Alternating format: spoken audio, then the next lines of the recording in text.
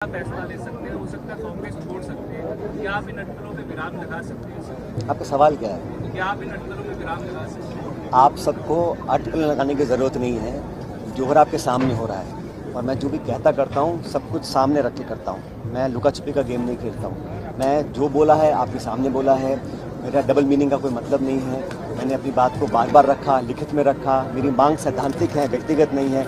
और पद की आशा और बहुत ज़्यादा आकांक्षा कम से कम मेरे पे को आरोप नहीं लगा सकता। भगवान ने बहुत कुछ अब तक दिया है देखने सीखने को। बड़े पदों पर हम लोग रह चुके हैं और हमारी पॉलिटिक्स के बारे में सब लोग जानते हैं। कोई मेरा घोर विरोधी भी हो तो वो उंगली नहीं उठा सकता हमारी निष्ठा पर, ईमानदारी पर और हमारे काम करने के तरीके पर। लेकिन जो पब्लिक इश्यूज़ हैं वो तो हमें उठाने ही हैं। लोकतंत्र में, लोकशाही में अगर जनप्रतिनिधि हैं तो जनता की बात तो सुननी पड़ेगी।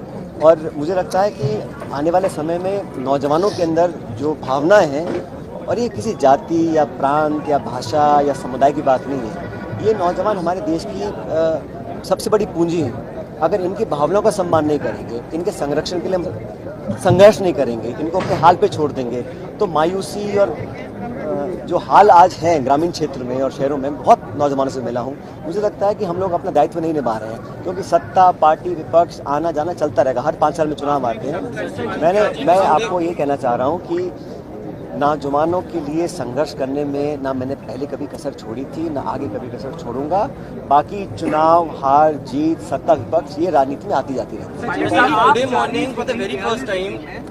सड़क पर चल रहे हैं भ्रष्टाचार के मुद्दे पे। कांग्रेस के एक नेता है पवन खेड़ा, वो कहते हैं ये जोक है, ये मजाक है। दूसरी चीज, आपने जिस दिन प्रेस कॉन्फ्रेंस की ऐसा कहा गया, कांग्रेस के नेताओं ने आपको प्रेस कॉन्फ्रेंस और इस यात्रा के लिए मना किया, लेकिन आपका जवाब था कि हर बार मुझे ही क्यों कहा जाता है। क्या ये बात सही है? आपको सवाल भी पता है, जवाब भी पता है। मैं आपसे पूछी करना चाहता हूँ। मैं आपसे मैंने जो इश्यूज़ हैं, मैं आप पहले से जानते हैं कि ये जो लिखित में मैंने बातें रखी थी, ये मैं उस समय के जो हमारे प्रभारी थे अजय माकन साहब, उनको भी सारी कॉपियाँ थी। पूरे नेतृत्व को पता था मैं क्या कहना चाह रहा हूँ। और मैंने अनशन जो किया वो वसुंधरा जी के करप्शन के खिलाफ किया है।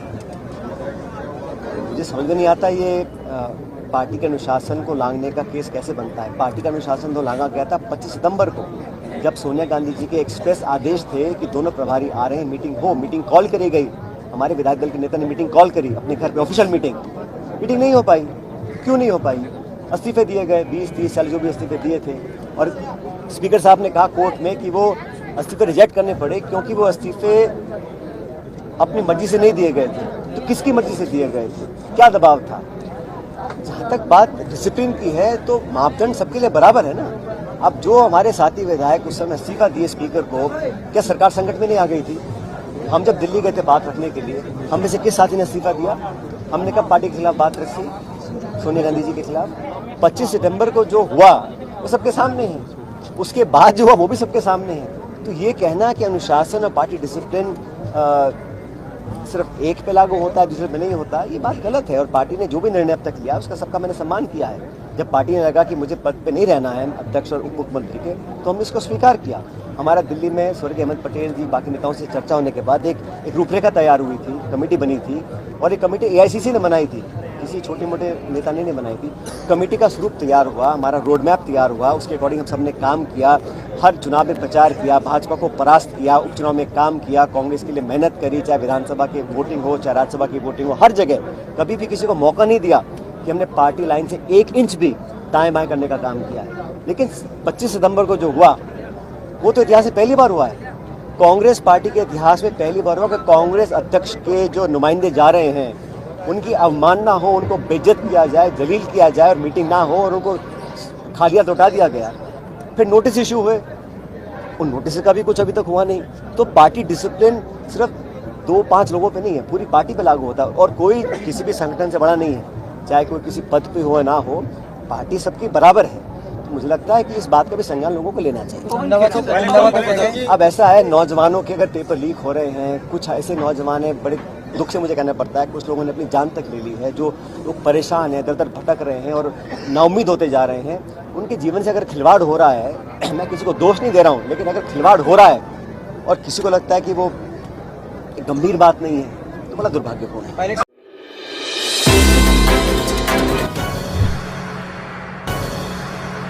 आपने खुलेआम ये मान लिया है कि एक बार आपने कोशिश की थी कि चेहरा बदलना चाहिए सीएम का, लेकिन एक बार फिर इस तरह की आवाजें आ रही हैं कि योजनाओं के दम पर सीएम गहलोत के नेतृत्व में चुनाव लड़ा जाएगा। लेकिन जो हालात बन रहे हैं, क्योंकि आप लगातार संघर्ष कर रहे हैं भ्रष्टाचार के खिलाफ, तो क्या अशोक गहलोत पर सीएम देश बनाया जाता है तो आप चुनाव लड़ेंगे उनके नेतृत्व? भैया ये काल्पनिक सवाल है और इसका निर्णय कांग्रेस पार्टी को लेना है। पिछले 25 सालों में जब जब हमारी सरकार बनी है, सरकार बनने के बाद हम जब जनता में गए हैं, और आप जानते हैं जब कोई पार्टी सत्ता में होती है तो मुख्यमंत्री चेहरा होते हैं। जब भाजपा सरकार में थी तो चेहरा वसुंधरा जी या प्रणामी जी थे, वसुंधरा जी थी। और जब विपक्ष में होते हैं तो पार्टी का अध्यक्ष ही मुख्य तौर पर एक चुनाव को लीड करता है। तो पिछले 25 सालों में जब जब सरकार कांग्रेस की रही है, चुनाव हुए हैं, हम बुरी तरह हारे हैं। ये आंकड़े इतिहास में गढ़े हुए हैं, ये कोई मैं नई बात नहीं कर रहा हूँ। तो हम सभी चाहते हैं, चाहते थे भी कि उसमें बदलाव हो, उसके अंदर हमें क्या अलग हम कर सकते हैं। सारे सुझाव मैंने दिए भी हैं दिल्ली के अंदर, वो कमेटी को हम सब ने बात करके अपने सुझाव रखे थे, उसमें कुछ कार्रवाई भी हुई थी, लेकिन वो तो अब समय बताएगा आगे क्या होता है। सचिन, क्या आपकी इस यात्रा को लेकर आलाकमान से बातचीत हुई? राहुल गांधी प्रियंका गांधी का भेद करीबी माने जाते हैं, लेकिन हमने देखा कि आज बड़े पोस्टर से वो दोनों नदारत थे, खड़गे जी भी नहीं थे इसमें। रीजन बिहाइंड दिस और there is a communication gap between you and the high command. I think आप जानते हैं कुछ महीने पहले मैंने किसान सभाएं करी थी पूरे प्रदेश में, 5 या 6 करी थी, और उस समय मैंने केंद्र सरकार से मांग रखी थी कि जो आपने MSP पे हमको आश्वासन दिया था उस पर आप कानून बनाएं, जो फसल की खरीद होती है उस पर कानून बनना चाहिए, ऐसा आश्वासन केंद्र सरकार ने दिया था। अब वो 3 काले कानून वापस ले लिए, लेकिन अभी तक MSP पे कोई कार्रवाई सरकार ने नहीं करी। तो उसको लेकर मैंने राजस्थान के अलग अलग जिलों में किसान सम्मेलन किए थे, और उस समय हम सब ने एज ए पार्टी वर्कर हम लोगों ने किया था।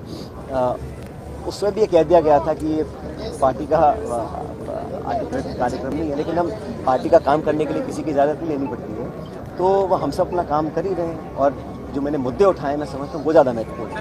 कर्नाटक में जो रुझान आए हैं कांग्रेस के, तो ये माना जा रहा है सरकार बन रही है कांग्रेस, बिल्कुल। लेकिन राजस्थान में अगर यही हालात रहे, आला कमान ने कोई एक्शन नहीं लिया तो क्या होगा? क्या सोचते हैं आप, क्या होगा? भाई मैं तो यही चाहता हूँ कि जिस पार्टी के लिए हम लोग इतने सालों से काम कर रहे हैं, मेरे स्वर्गीय पिताजी हम 40 साल से राजस्थान में, बदकिस्मती से हम लोग कभी रिपीट नहीं कर पाते हैं, और हम सभी चाहते हैं कि यहाँ पर हमारे को दोबारा जनता का आशीर्वाद प्राप्त हो।